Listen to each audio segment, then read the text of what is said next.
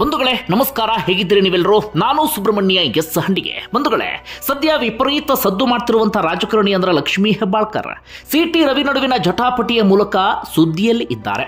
ಸಹಜವಾಗಿ ಒಂದಷ್ಟು ಜನರಿಗೆ ಕುತೂಹಲ ಇರುತ್ತೆ, ಲಕ್ಷ್ಮೀ ಹೆಬ್ಬಾಳ್ಕರ್ ಯಾರು, ರಾಜಕೀಯವಾಗಿ ಈ ಪರಿ ಬೆಳೆದಿದ್ದು ಹೇಗೆ, ಪ್ರಭಾವಿ ರಾಜಕಾರಣಿಯಾಗಿ ಗುರುತಿಸಿಕೊಂಡಿದ್ದು ಹೇಗೆ ಅಂತ. ಹೀಗೆ ಕುತೂಹಲ ಇರುವಂಥವರಿಗಾಗಿ ಲಕ್ಷ್ಮೀ ಹೆಬ್ಬಾಳ್ಕರ್ ಬದುಕಿನ ಬಗ್ಗೆ ಒಂದಷ್ಟು ಇಂಟ್ರೆಸ್ಟಿಂಗ್ ಡೀಟೇಲ್ಸ್ ಅನ್ನ ನಿಮ್ಮ ಮುಂದೆ ಇಡ್ತಾ ಹೋಗ್ತೀನಿ. ಬಂಧುಗಳೇ, ಲಕ್ಷ್ಮೀ ಹೆಬ್ಬಾಳ್ಕರ್ ಇವತ್ತು ಎಷ್ಟರ ಮಟ್ಟಿಗೆ ಪ್ರಭಾವಿಯಾಗಿ ಬೆಳೆದಿದ್ದಾರೆ ಅಂದ್ರೆ, ಅವರ ಸಹೋದರ ಚನ್ನರಾಜ ಹಟ್ಟಿಹೊಳಿಯನ್ನ MLC ಮಾಡಿದ್ದಾರೆ. ಅವರ ಮಗ ಮೃಣಾಲ್ ಹೆಬ್ಬಾಳ್ಕರ್ಗೆ ಕಳೆದ ಲೋಕಸಭಾ ಚುನಾವಣೆಯಲ್ಲಿ ಟಿಕೆಟ್ ಕೊಡಿಸುವಲ್ಲಿ ಯಶಸ್ವಿಯಾಗಿದ್ರು. ಈ ಮೂಲಕ ಇಡೀ ಕುಟುಂಬವನ್ನೇ ರಾಜಕಾರಣಕ್ಕೆ ತರುವಲ್ಲಿ ಲಕ್ಷ್ಮೀ ಹೆಬ್ಬಾಳ್ಕರ್ ಯಶಸ್ವಿಯಾಗಿದ್ದಾರೆ. ಅಷ್ಟರ ಮಟ್ಟಿಗಿನ ಪ್ರಭಾವವನ್ನ ಬೆಳೆಸಿಕೊಂಡಿದ್ದಾರೆ. ಸಾಮಾನ್ಯ ಕಾರ್ಯಕರ್ತೆಯಾಗಿ ಪಕ್ಷಕ್ಕೆ ಎಂಟ್ರಿ ಕೊಟ್ಟಿದ್ರು. ಇವತ್ತು 2 ಬಾರಿ ಶಾಸಕಿಯಾಗಿ ಸಚಿವೆಯಾಗಿಯೂ ಕೂಡ ಗುರುತಿಸಿಕೊಂಡಿದ್ದಾರೆ. ಇನ್ನೊಂದು 2019ರಲ್ಲಿ DK ಶಿವಕುಮಾರ್ ED ವಿಚಾರಣೆಯನ್ನ ಫೇಸ್ ಮಾಡುವ ಸಂದರ್ಭದಲ್ಲಿ ಲಕ್ಷ್ಮೀ ಹೆಬ್ಬಾಳ್ಕರ್ಗೂ ಕೂಡ ಸಮನ್ಸನ್ನ ನೀಡಲಾಗಿತ್ತು. ಅದಕ್ಕೆ ಕಾರಣ ಏನು, ಆ ಡೀಟೇಲ್ ಅನ್ನ ಕೂಡ ಈ ವಿಡಿಯೋದಲ್ಲಿ ಗಮನಿಸ್ತಾ ಹೋಗೋಣ.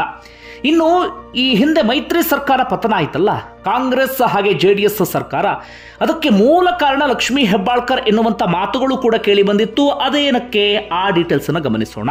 ಇನ್ನೊಂದು ವಿಚಾರ ಅಂದ್ರೆ, ಲಕ್ಷ್ಮೀ ಹೆಬ್ಬಾಳ್ಕರ್ ಗಂಡ ಯಾರು, ಯಾಕೆಲ್ಲೂ ಕೂಡ ಕಾಣಿಸ್ಕೊಳ್ಳೋದಿಲ್ಲ, ಒಂದಷ್ಟು ಮಂದಿ ಕುತೂಹಲ ಇರುತ್ತೆ. ಲಕ್ಷ್ಮೀ ಹೆಬ್ಬಾಳ್ಕರ್ ಪ್ರಪ್ರಥಮ ಬಾರಿಗೆ ಅವರ ಗಂಡನ ಬಗ್ಗೆಯೂ ಕೂಡ ಮಾತಾಡಿದ್ದಾರೆ. ಅವರಿಗೆ ಏನಾಗಿದೆ ಎನ್ನುವಂತ ವಿಚಾರವನ್ನು ಕೂಡ ಹಂಚಿಕೊಂಡಿದ್ದಾರೆ. ಅದನ್ನು ಕೂಡ ಹೇಳ್ತಾ ಹೋಗ್ತೀನಿ. ಮೊದಲಿಗೆ ಲಕ್ಷ್ಮೀ ಹೆಬ್ಬಾಳ್ಕರ್ ರಾಜಕೀಯ ಜೀವನವನ್ನು ಗಮನಿಸ್ತಾ ಹೋಗೋಣ. ಲಕ್ಷ್ಮೀ ಹೆಬ್ಬಾಳ್ಕರ್ ಬೆಳಗಾವಿ ಭಾಗದಲ್ಲಿ ಹುಟ್ಟಿದ್ದು 1975ರಲ್ಲಿ. ಒಂದು ಸಾಮಾನ್ಯವಾದಂತಹ ಕುಟುಂಬ, ತೀರಾ ಶ್ರೀಮಂತವಲ್ಲದ, ತೀರಾ ಬಡತನವಲ್ಲದಂತಹ ಕುಟುಂಬ. ರೈತರಾಗಿದ್ರು ಅವರ ತಂದೆ, ಜೊತೆಗೆ ಸಣ್ಣ ಉದ್ಯಮವನ್ನು ಕೂಡ ನಡೆಸ್ತಾ ಇದ್ರಂತೆ. ಲಕ್ಷ್ಮೀ ಹೆಬ್ಬಾಳ್ಕರ್ ಪೊಲಿಟಿಕಲ್ ಸೈನ್ಸ್ ನಲ್ಲಿ MA ಮಾಡಿದ್ದಾರೆ. ಅಲ್ಲಿಯವರೆಗೆ ಅವರ ಎಜುಕೇಶನ್ ಸಾಗುತ್ತೆ. ಇದರ ನಡುವೆ ರಾಜಕೀಯದಲ್ಲೂ ಕೂಡ ಗುರುತಿಸಿಕೊಳ್ತಾರೆ. ಶಾಲಾ ಕಾಲೇಜು ದಿನಗಳಲ್ಲೇ ಲೀಡರ್ಶಿಪ್ ಕ್ವಾಲಿಟಿ ಇತ್ತಂತೆ. ಒಂದಷ್ಟು ಸಂಘಟನೆ ಅಂಥದ್ದೆಲ್ಲವನ್ನೂ ಕೂಡ ಮಾಡ್ತಾ ಇದ್ರಂತೆ. ಈ ಮೂಲಕ ಸಾಮಾನ್ಯ ಕಾರ್ಯಕರ್ತೆಯಾಗಿ ಕಾಂಗ್ರೆಸ್ ಪಕ್ಷಕ್ಕೆ ಅವರು ಎಂಟ್ರಿ ಕೊಡ್ತಾರೆ 1998ರಲ್ಲಿ. ಆಗ ಅವರ ವಯಸ್ಸು 22ರಿಂದ 23ರ ಆಸುಪಾಸು. ಹೇಗೆ ಬಂದ್ರು ಅಂದ್ರೆ, 7 Sands ಟೂರಿಸಂ ಕಂಪನಿ ಅಂಡಮಾನ್ಗೆ ಟ್ರಿಪ್ ಆಯೋಜನೆ ಮಾಡಿದೆ. ಕೇವಲ 41,500 ರೂಪಾಯಿಗೆ ಅಂಡಮಾನನ್ನ 5 ದಿನ ಆರಾಮಾಗಿ ಸುತ್ತಾಡಬಹುದು. ಈ ಪ್ಯಾಕೇಜ್ ನಲ್ಲಿ ಫ್ಲೈಟ್ ಟಿಕೆಟ್ಸ್, 3 ಸ್ಟಾರ್ ಹೋಟೆಲ್ ನಲ್ಲಿ stay, all meals, Cellular Jail light and sound show, Havelock Island tour, AC transport ವ್ಯವಸ್ಥೆ, private ferry tickets, 24x7 tour manager assistance ಇರುತ್ತೆ. ಹೊರಡುವ ದಿನ ಇದೇ ಫೆಬ್ರವರಿ 18. ಕೆಲವೇ ಸೀಟುಗಳು ಲಭ್ಯ. ಆಸಕ್ತರು ಈ ಕೆಳಗಿನ ಕಾಂಟ್ಯಾಕ್ಟ್ ನಂಬರ್ಗೆ ಕಾಲ್ ಮಾಡಿ ನಿಮ್ಮ ಸೀಟನ್ನ ಬುಕ್ ಮಾಡಿ. ಆಗ ಕೆನರಾ ಲೋಕಸಭಾ ಕ್ಷೇತ್ರದಿಂದ, ಅಂದ್ರೆ ಈಗಿನ ಉತ್ತರ ಕನ್ನಡ ಲೋಕಸಭಾ ಕ್ಷೇತ್ರದಿಂದ, ಆಗ ಕಾಂಗ್ರೆಸ್ನಲ್ಲಿ ಪ್ರಭಾವಿಯಾಗಿದ್ದಂತ ಮಾರ್ಗರೇಟ್ ಆಳ್ವ ಅವರು ಸ್ಪರ್ಧೆಯನ್ನ ಮಾಡಿರ್ತಾರೆ. ಆ ಲೋಕಸಭಾ ಕ್ಷೇತ್ರದ ವ್ಯಾಪ್ತಿಗೆ ಲಕ್ಷ್ಮೀ ಹೆಬ್ಬಾಳ್ಕರ್ ಇದ್ದಂತ ಖಾನಾಪುರ ಕೂಡ ಬರ್ತಿರುತ್ತೆ. ಆ ಖಾನಾಪುರದ ಕಡೆಗೆ ಪ್ರಚಾರಕ್ಕೆ ಹೋದಂತ ಸಂದರ್ಭದಲ್ಲಿ ತುಂಬಾ ಆಕ್ಟಿವ್ ಆಗಿ ಇದ್ದಂತ ಲಕ್ಷ್ಮೀ ಹೆಬ್ಬಾಳ್ಕರ್ ಮಾರ್ಗರೇಟ್ ಆಳ್ವ ಕಣ್ಣಿಗೆ ಬೀಳ್ತಾರೆ. ಈ ಮೂಲಕ ಮಾರ್ಗರೇಟ್ ಆಳ್ವ ಲಕ್ಷ್ಮೀ ಹೆಬ್ಬಾಳ್ಕರನ್ನ ಕಾಂಗ್ರೆಸ್ ಪಕ್ಷಕ್ಕೆ ಸೆಳೀತಾರೆ. ಈ ಮೂಲಕ ಲಕ್ಷ್ಮೀ ಹೆಬ್ಬಾಳ್ಕರ್ ರಾಜಕೀಯ ಗುರು, ಮಾರ್ಗರೇಟ್ ಆಳ್ವ ಅಂದ್ರೂ ಕೂಡ ತಪ್ಪಾಗ್ಲಿಕ್ಕಿಲ್ಲ. ಒಟ್ಟಾರೆಯಾಗಿ ರಾಜಕೀಯಕ್ಕೆ ಎಂಟ್ರಿ ಆದಂತಾಯಿತು. ಅದಾದ ನಂತರ ಲಕ್ಷ್ಮೀ ಹೆಬ್ಬಾಳ್ಕರ್ ಬದುಕಿನಲ್ಲಿ ತಿರುವನ್ನ ಕೊಟ್ಟಂತವ್ರು ಯಾರು ಅಂದ್ರೆ DK ಶಿವಕುಮಾರ್. ಅದು ಹೇಗೆ ಅಂದ್ರೆ, ಲಕ್ಷ್ಮೀ ಹೆಬ್ಬಾಳ್ಕರ್ ಪಕ್ಷಕ್ಕೆ ಬಂದು ಕೆಲವು ವರ್ಷಗಳಲ್ಲಿ ಅತ್ಯಂತ ಪ್ರಭಾವಿ ಪೊಸಿಷನ್ ಆಗೋದಕ್ಕೆ ಹೋಗ್ತಾರೆ. ಹೇಗೆ ಅಂದ್ರೆ, ಖಾನಾಪುರದ ಭಾಗ್ಯಲಕ್ಷ್ಮಿ ಸಹಕಾರಿ ಸಕ್ಕರೆ ಕಾರ್ಖಾನೆಯ ನಿರ್ದೇಶಕಿಯಾಗಿ ನಾಮನಿರ್ದೇಶನ ಆಗ್ತಾರೆ. ಆಗ ಎಲ್ಲರ ಹುಬ್ಬೇರುವಂತೆ ಆಗಿಬಿಟ್ಟಿತ್ತು. ಬಹಳ ಶಾರ್ಟ್ ಟೈಮಲ್ಲಿ ಈ ಪೊಸಿಷನ್ಗೆ ಹೋಗ್ಬಿಟ್ರಲ್ಲ ಅಂತೇಳಿ ಒಂದೊಳ್ಳೆ ಪೊಸಿಷನ್. ಅದು ಒಂದು ನಿಗಮ ಮಂಡಳಿ ನಾಮನಿರ್ದೇಶನ ಅಂದ್ರೆ ಸಾಮಾನ್ಯವಾದಂಥ ವಿಚಾರ ಅಲ್ಲ. ಅದು ಹೇಗೆ ಅಂದ್ರೆ, ಆಗ SM ಕೃಷ್ಣ ಸರ್ಕಾರ ಇರುತ್ತೆ. ಆ ಸರ್ಕಾರದಲ್ಲಿ DK ಶಿವಕುಮಾರ್ ಸಹಕಾರ ಮತ್ತು ನಗರಾಭಿವೃದ್ಧಿ ಸಚಿವರಾಗಿ ಕಾರ್ಯವನ್ನು ನಿರ್ವಹಿಸ್ತಾ ಇರ್ತಾರೆ. ಈ ಭಾಗ್ಯಲಕ್ಷ್ಮಿ ಸಹಕಾರಿ ಸಕ್ಕರೆ ಕಾರ್ಖಾನೆ ಇದೆಯಲ್ಲ, ಇದು DK ಶಿವಕುಮಾರ್ ಅವರ ಸಹಕಾರ ಇಲಾಖೆಯ ವ್ಯಾಪ್ತಿ ಅಥವಾ ಅದರ ಅಡಿಯಲ್ಲಿ ಬರ್ತಾ ಇರುತ್ತೆ. DK ಶಿವಕುಮಾರ್ ಹೇಗೆ ಲಕ್ಷ್ಮೀ ಹೆಬ್ಬಾಳ್ಕರ್ ಪರಿಚಯ ಆಗಿದ್ದು ಅಂದ್ರೆ, ಸಿಕ್ಕಿರುವಂತಹ ಒಂದಷ್ಟು ಮೂಲಗಳ ಮಾಹಿತಿಯ ಪ್ರಕಾರವಾಗಿ DK ಶಿವಕುಮಾರ್ ಒಮ್ಮೆ ಬೆಳಗಾವಿ ಭಾಗಕ್ಕೆ ಹೋದಂತ ಸಂದರ್ಭದಲ್ಲಿ ಲಕ್ಷ್ಮೀ ಹೆಬ್ಬಾಳ್ಕರ್ ಕಣ್ಣಿಗೆ ಬೀಳ್ತಾರಂತೆ. ತುಂಬಾ ಆಕ್ಟಿವ್ ಆಗಿದ್ದಂತ ಲಕ್ಷ್ಮೀ ಹೆಬ್ಬಾಳ್ಕರ್ ಪರಿಚಯ ಆಗ್ತಾರೆ DK ಶಿವಕುಮಾರ್ಗೆ. ಈ ಮೂಲಕ DK ಶಿವಕುಮಾರ್ ಪರಿಚಯದಿಂದಲೇ ಒಂದು ಪ್ರಭಾವಿ ಹುದ್ದೆ ಲಕ್ಷ್ಮೀ ಹೆಬ್ಬಾಳ್ಕರ್ಗೆ ಒಲಿಯುತ್ತೆ ಎನ್ನುವಂಥ ಮಾತುಗಳು ಕೇಳಿಬರುತ್ತೆ. ಸ್ವತಃ ಲಕ್ಷ್ಮೀ ಹೆಬ್ಬಾಳ್ಕರ್ರೆ ಸಾಕಷ್ಟು ಸಂದರ್ಶನದಲ್ಲಿ ಹೇಳ್ಕೊಂಡಿದ್ದಾರೆ, ನನ್ನನ್ನು ರಾಜಕೀಯಕ್ಕೆ ತಂದಿದ್ದು ಮಾರ್ಗರೆಟ್ ಆಳ್ವ, ಆದರೆ ಅದಾದ ಬಳಿಕ ರಾಜಕೀಯದಲ್ಲಿ ಮಾರ್ಗದರ್ಶಕರಾಗಿದ್ದು, ಗುರುವಾಗಿದ್ದು ಅಥವಾ ಗಟ್ಟಿಯಾಗಿ ನೆಲೆ ನಿಲ್ಲುವಂತೆ ಮಾಡಿದ್ದು DK ಶಿವಕುಮಾರ್ ಅಂತ. ನಾನು ಹೇಳ್ತಾ ಇಲ್ಲ, ಸ್ವತಃ ಲಕ್ಷ್ಮೀ ಹೆಬ್ಬಾಳ್ಕರ್ ಅವರೇ ಈ ಮಾತನ್ನ ಸಾಕಷ್ಟು ಸಂದರ್ಶನಗಳಲ್ಲಿ ಹೇಳಿಕೊಂಡಿದ್ದಾರೆ. ಒಟ್ಟಾರೆಗೆ ಒಂದು ಪವರ್ಫುಲ್ ಪೊಸಿಷನ್ಗೆ ಲಕ್ಷ್ಮೀ ಹೆಬ್ಬಾಳ್ಕರ್ ಆಗಲೇ ಬಂದು ಬಿಡ್ತಾರೆ. ಅದಾದ ನಂತರ ಇನ್ನೊಂದು ಆರೋಪವೂ ಕೂಡ ಕೇಳಿ ಬರುತ್ತೆ. ಆಗ DK ಶಿವಕುಮಾರ್ ನಗರಾಭಿವೃದ್ಧಿ ಸಚಿವರಾಗಿದ್ದಾಗ ಬೆಳಗಾವಿ ನಗರಾಭಿವೃದ್ಧಿ ಪ್ರಾಧಿಕಾರಕ್ಕೆ ಸೇರಿದಂಥ G ಕ್ಯಾಟಗರಿಯ 7 ನಿವೇಶನಗಳನ್ನು ಲಕ್ಷ್ಮೀ ಸಂಬಂಧಿಕರಿಗೆ ಹಂಚಿಕೆ ಮಾಡಿದಂಥ ಆರೋಪ ಕೇಳಿ ಬಂದಿರುತ್ತೆ. ಸ್ವತಃ ಆಗ ಕಾಂಗ್ರೆಸ್ನಲ್ಲಿ ಗುರುತಿಸಿಕೊಂಡಿದ್ದಂಥ ಶಂಕರ್ ಮುನವಳ್ಳಿ ಇಂಥದೊಂದು ಆರೋಪವನ್ನು ಮಾಡಿರ್ತಾರೆ. ಅಂದರೆ ಈ ಮೂಲಕ ಲಕ್ಷ್ಮೀ ಹೆಬ್ಬಾಳ್ಕರ್ ಹೆಸರು ಆಗ ರಾಜ್ಯ ಮಟ್ಟದಲ್ಲಿ ಸದ್ದು ಮಾಡೋದಕ್ಕೆ ಶುರುವಾಗುತ್ತೆ. ಮೊದಲಿಗೆ ಕೇವಲ ಬೆಳಗಾವಿ ಭಾಗದಲ್ಲಿ ಮಾತ್ರ ಲಕ್ಷ್ಮೀ ಹೆಬ್ಬಾಳ್ಕರ್ ಹೆಸರು ಇರುತ್ತೆ. ಆದರೆ DK ಶಿವಕುಮಾರ್ ತುಂಬಾ ಪ್ರಭಾವಿಯಾಗಿದ್ದಂಥ ಕಾರಣಕ್ಕಾಗಿ, DK ಶಿವಕುಮಾರ್ ಮೇಲೆ ಇಂಥದೊಂದು ಆರೋಪವನ್ನು ಶಂಕರ್ ಮುನವಳ್ಳಿ ಮಾಡಿದಂಥ ಕಾರಣಕ್ಕಾಗಿ ರಾಜ್ಯ ಮಟ್ಟದಲ್ಲಿ ಲಕ್ಷ್ಮೀ ಹೆಬ್ಬಾಳ್ಕರ್ ಮೊದಲ ಬಾರಿಗೆ ಸದ್ದು ಮಾಡ್ತಾರೆ. ಅದಾದ ನಂತರ 2009ರಲ್ಲಿ KPCC ಮಹಿಳಾ ಘಟಕದ ಕಾರ್ಯದರ್ಶಿ ಆಗ್ತಾರೆ, AICC ಸದಸ್ಯರಾಗ್ತಾರೆ. 2010ರಲ್ಲಿ ಬೆಳಗಾವಿ ಜಿಲ್ಲಾ ಕಾಂಗ್ರೆಸ್ ಅಧ್ಯಕ್ಷಿಯಾಗಿ ನೇಮಕ ಆಗಿ ಹೋಗ್ಬಿಡ್ತಾರೆ, ತುಂಬಾ ಶಾರ್ಟ್ ಪೀರಿಯಡ್ಲಿ. ಇದರ ಹಿಂದೆ ಸತೀಶ್ ಜಾರಕಿಹೊಳಿ, ಅದೇ ರೀತಿಯಾಗಿ ರಮೇಶ್ ಜಾರಕಿಹೊಳಿ ಇದ್ರು ಎನ್ನುವಂತ ಮಾತುಗಳು ಕೇಳಿ ಬಂತು. ಅಂದ್ರೆ ಬೆಳಗಾವಿ ಭಾಗದಲ್ಲಿ ಲಕ್ಷ್ಮೀ ಹೆಬ್ಬಾಳ್ಕರ್ ಬೆಳೆಯೋದಿಕ್ಕೆ ಅಥವಾ ರಾಜಕೀಯವಾಗಿ ತುಂಬಾ ಗಟ್ಟಿಯಾಗಿ ಗುರುತಿಸಿಕೊಂಡಿದ್ದಕ್ಕೆ ಅವರಿಬ್ರು ಕಾರಣ ಎನ್ನುವಂತ ಚರ್ಚೆ ಮಾತುಗಳು ಆಗ ಇತ್ತು. ಈಗಲೂ ಕೂಡ ಅಂಥದ್ದೊಂದು ಚರ್ಚೆ ಆಗಾಗ ನಡೀತಾನೆ ಇರುತ್ತೆ. ಕೊನೆಯದಾಗಿ 2013ರಲ್ಲಿ ಬೆಳಗಾವಿ ಗ್ರಾಮೀಣ ವಿಧಾನಸಭಾ ಕ್ಷೇತ್ರದಲ್ಲಿ ಟಿಕೆಟ್ ಅನ್ನು ಪಡೆದುಕೊಳ್ಳುವಲ್ಲಿ ಯಶಸ್ವಿಯಾಗ್ತಾರೆ, ಚುನಾವಣೆಗೆ ಸ್ಪರ್ಧೆ ಮಾಡ್ತಾರೆ. ಆದರೆ ಕೇವಲ 2,500 ಓಟುಗಳಿಂದ ಸೋಲನ್ನು ಕಾಣ್ತಾರೆ ಲಕ್ಷ್ಮೀ ಹೆಬ್ಬಾಳ್ಕರ್. 2014ರಲ್ಲಿ ಮತ್ತೆ ಲೋಕಸಭಾ ಚುನಾವಣೆಗೂ ಟಿಕೆಟ್ ಸಿಕ್ಬಿಡುತ್ತೆ ಇವರಿಗೆ. ಬೆಳಗಾವಿ ಲೋಕಸಭಾ ಕ್ಷೇತ್ರದಲ್ಲಿ ಸುರೇಶ್ ಅಂಗಡಿ ವಿರುದ್ಧ 75,000 ಓಟ್ಗಳ ಅಂತರದಿಂದ ಸೋಲನ್ನು ಕಾಣ್ತಾರೆ. ಆದರೆ ಅದಾದ ಬಳಿಕವೂ ಕೂಡ ಇವರ ರಾಜಕೀಯ ಜೀವನ ಮಸುಕಾಗೋದಿಲ್ಲ. ಮತ್ತೆ ಮತ್ತೆ ಇವರಿಗೆ ಅವಕಾಶಗಳು ಸಿಗ್ತಾನೆ ಹೋಗುತ್ತೆ. 2015ರಲ್ಲಿ KPCC ಮಹಿಳಾ ಘಟಕದ ಅಧ್ಯಕ್ಷೆ ಆಗ್ತಾರೆ. ಅದಕ್ಕೆ ಸತೀಶ್ ಜಾರಕಿಹೊಳಿ ಕಾರಣ ಎನ್ನುವಂತ ಮಾತಿದೆ. ಅಂದ್ರೆ ಅಷ್ಟರ ಮಟ್ಟಿಗೆ ಸತೀಶ್ ಜಾರಕಿಹೊಳಿ ಲಕ್ಷ್ಮೀ ಹೆಬ್ಬಾಳ್ಕರ್ ಅವರ ಬೆನ್ನಿಗೆ ಆ ಸಂದರ್ಭದಲ್ಲಿ ನಿಂತ್ಕೊಂಡಿದ್ರು.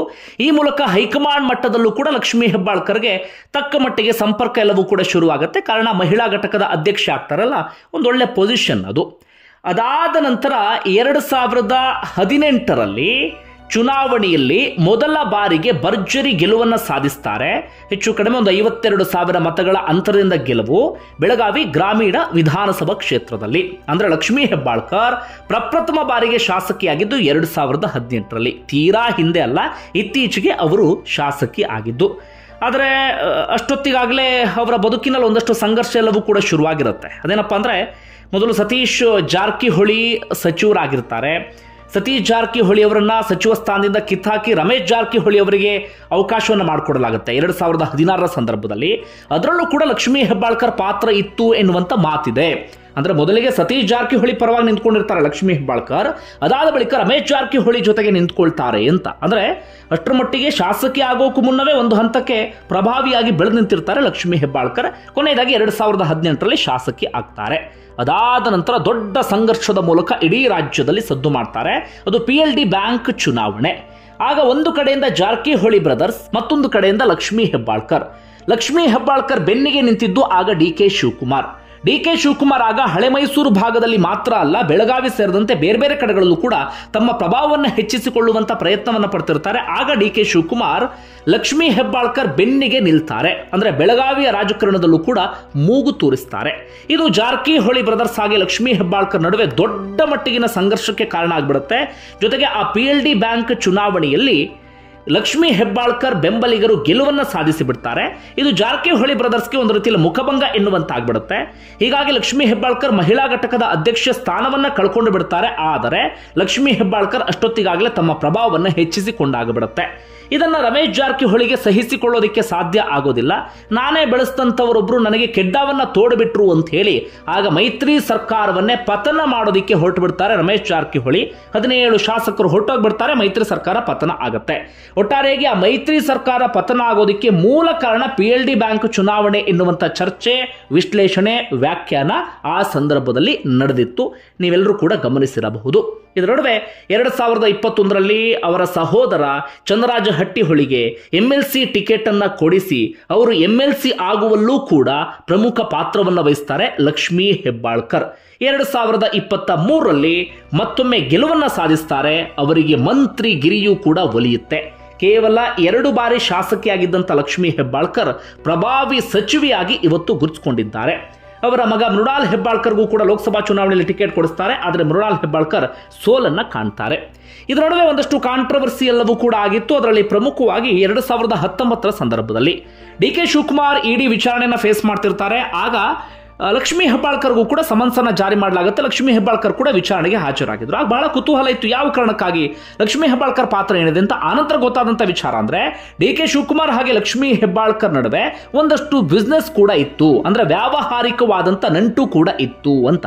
ಅಂದ್ರೆ ಲಕ್ಷ್ಮೀ ಹೆಬ್ಬಾಳ್ಕರ್ ಒಂದು ಹರ್ಷ ಫ್ಯಾಕ್ಟರಿಯನ್ನ ಓಪನ್ ಮಾಡಿರ್ತಾರೆ. ಅದರ ನಿರ್ದೇಶಕಿ ಕೂಡ ಹೌದು.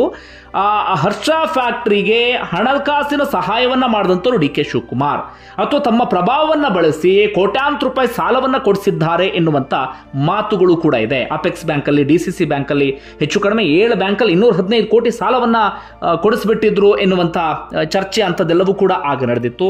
ಅಷ್ಟು ಮಾತ್ರ ಅಲ್ಲ, DK ಶಿವಕುಮಾರ್ ಬೇರೆ ಬೇರೆ ಒಂದಷ್ಟು ವ್ಯವಹಾರಗಳಲ್ಲೂ ಕೂಡ ಲಕ್ಷ್ಮೀ ಹೆಬ್ಬಾಳ್ಕರ್ ಪಾಲುದಾರಿಕೆ ಇದೆ. ಈ ಕಲ್ಲಿದ್ದಲು ವ್ಯವಹಾರದಲ್ಲಿ ಈ ರೀತಿಯಾಗಿ ಒಂದಷ್ಟು ಚರ್ಚೆ, ಜೊತೆಗೆ ಒಂದಷ್ಟು ಬೇರೆ ಬೇರೆ ಬಿಸ್ನೆಸ್ ಮಾಡುವಂಥ ಸಂದರ್ಭದಲ್ಲೂ ಕೂಡ ಲಕ್ಷ್ಮೀ ಹೆಬ್ಬಾಳ್ಕರಿಂದ ಹೂಡಿಕೆಯನ್ನು ಮಾಡಿಸಿದ್ರು ಎನ್ನುವಂಥ ಒಂದಷ್ಟು ಚರ್ಚೆ ಕೂಡ ಇದೆ. ಅಂದರೆ ಬೇರೆ ಬೇರೆ ವ್ಯವಹಾರಗಳಲ್ಲಿ ಇಬ್ಬರು ಕೂಡ ಬಿಸ್ನೆಸ್ ಪಾರ್ಟ್ನರ್ಸ್ ಅಂತ. ಅದೇ ರೀತಿಯಾಗಿ ಲಕ್ಷ್ಮೀ ಹೆಬ್ಬಾಳ್ಕರ್ ಹೆಸರಲ್ಲಿ, ಅವರ ಸಹೋದರನ ಹೆಸರಲ್ಲಿ ಒಂದಷ್ಟು ಬೇನಾಮಿ ಆಸ್ತಿಯನ್ನು ಕೂಡ ಮಾಡಿದ್ರು DK ಶಿವಕುಮಾರ್ ಎನ್ನುವಂಥ ಮಾತುಗಳು ಕೂಡ ಆಗ ಕೇಳಿ ಬರುತ್ತೆ. ಒಟ್ಟಾರೆಯಾಗಿ 2019ರ ED ವಿಚಾರಣೆಯ ಸಂದರ್ಭದಲ್ಲಿ ಲಕ್ಷ್ಮೀ ಹೆಬ್ಬಾಳ್ಕರ್ ಹೆಸರು ದೊಡ್ಡ ಮಟ್ಟಿಗೆ ಸದ್ದು ಮಾಡಿಬಿಟ್ಟಿತ್ತು. ಆಗ DK ಶಿವಕುಮಾರ್ ಹಾಗೆ ಲಕ್ಷ್ಮೀ ಹೆಬ್ಬಾಳ್ಕರ್ ನಡುವಿನ ಒಂದಷ್ಟು ವ್ಯಾವಹಾರಿಕ ನಂಟಿನ ವಿಚಾರಗಳೆಲ್ಲವೂ ಕೂಡ ಮುನ್ನೆಲೆಗೆ ಬಂದಿತ್ತು. ಅಂದ್ರೆ ಇಂಧನ ಸಚಿವರಾಗಿದ್ದ ಸಂದರ್ಭದಲ್ಲಿ LED ಕಾಂಟ್ರಾಕ್ಟ್ ಅನ್ನು ಕೊಡಿಸಿದಂಥ ಸಂಗತಿ, ಶುಗರ್ ಫ್ಯಾಕ್ಟರಿ ಓಪನ್ ಮಾಡೋದಕ್ಕೆ DK ಶಿವಕುಮಾರ್ ಸಹಾಯ ಮಾಡಿದಂಥ ಸಂಗತಿ, ಇದೆಲ್ಲವೂ ಕೂಡ ಆಗ ಮುನ್ನೆಲೆಗೆ ಬಂದು ಒಂದಷ್ಟು ಚರ್ಚೆ ಎಲ್ಲವೂ ಕೂಡ ಆಗಿತ್ತು. ಇದರ ಆಚೆಗೆ ಇವರ ಆಸ್ತಿ ವಿಚಾರವನ್ನು ಗಮನಿಸ್ತಾ ಹೋಗೋದಾದ್ರೆ 2013ರಲ್ಲಿ ಮೊದಲ ಚುನಾವಣೆ ಸ್ಪರ್ಧೆ ಮಾಡುವಾಗ 8 ಕೋಟಿಯ ಆಸುಪಾಸಿನ ಆಸ್ತಿ ಇತ್ತು. ಈಗ ಅದು 20 ಕೋಟಿಯ ಹತ್ರ ಹೋಗ್ಬಿಟ್ಟಿದೆ. ಅವರ ಮಗ ಮೃಣಾಲ್ ಹೆಬ್ಬಾಳ್ಕರ್ ಇಲ್ಲಿವರೆಗೆ ಯಾವುದೇ ಚುನಾವಣೆಯಲ್ಲಿ ಗೆದ್ದಿಲ್ಲ. ಅವರ ಆಸ್ತಿ 13 ಕೋಟಿ ಎಷ್ಟಿದೆ. ಅವರ ಸಹೋದರ ಚಂದ್ರರಾಜ ಹಟ್ಟಿಹೊಳಿ ಒಮ್ಮೆ ಮಾತ್ರ MLC ಆಗಿದ್ದು, ಅವರ ಆಸ್ತಿ 20 ಕೋಟಿಯ ಆಸುಪಾಸು ಇದರಲ್ಲೆಲ್ಲವೂ ಕೂಡ ಇದೆ. ಒಟ್ಟಾರೆಯಾಗಿ ಸಾಮಾನ್ಯ ಕಾರ್ಯಕರ್ತೆ ಆಗಿದ್ದಂಥವರು ಇವತ್ತು ಕೋಟಿ ಕೋಟಿ ಆಸ್ತಿಯ ಒಡತಿ ಕೂಡ ಹೌದು. ಹಾಗೆ ಲಕ್ಷ್ಮೀ ಹೆಬ್ಬಾಳ್ಕರ್ ಭದ್ರಾವತಿ ಭಾಗದ ಪ್ರಭಾವಿ ರಾಜಕಾರಣಿ, ಸಂಗಮೇಶ್ ಅವರ ಬೀಗರು.